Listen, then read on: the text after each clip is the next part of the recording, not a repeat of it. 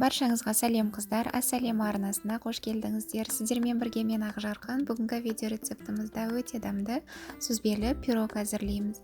Ең алдымен қамырын илеп аламыз. Ол үшін салқын сармаймен онды араластырып, яғни үгітіп аламыз сармайымызды. Крошка дайындап аламыз. Ортасын ашып аламыз.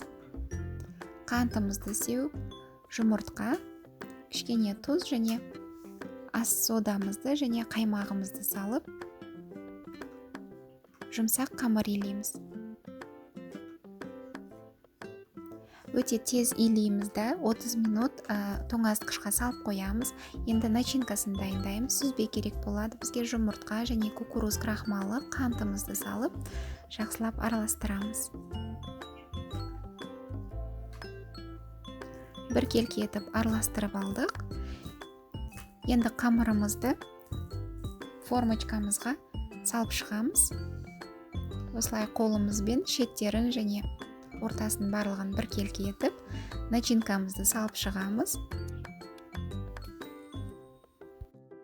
Начинкамызды барлығын салып болдық. Енді бізге алма керек болады. Қызыл алманы 2 бөлікке бөліп, жарты бөлігін осылай жұқалап, яғни долька етіп кесіп алдық.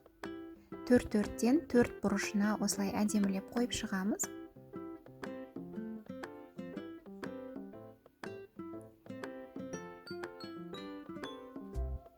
Және екі шетіне қоямыз.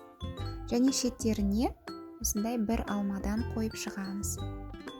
Яғни бір кусоктан немесе долькадан.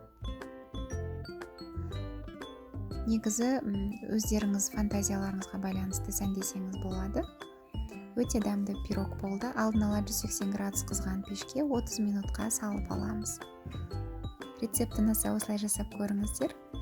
Және каналыма тіркелмеген болсаңыз тіркеліп кетіңіз. Рецепті ұнаса лайк басып, және өз пікіріңізді қалдыруды ұмытпаңыз. Сіздермен болған мен Ақжарқын. Сау болыңыздар.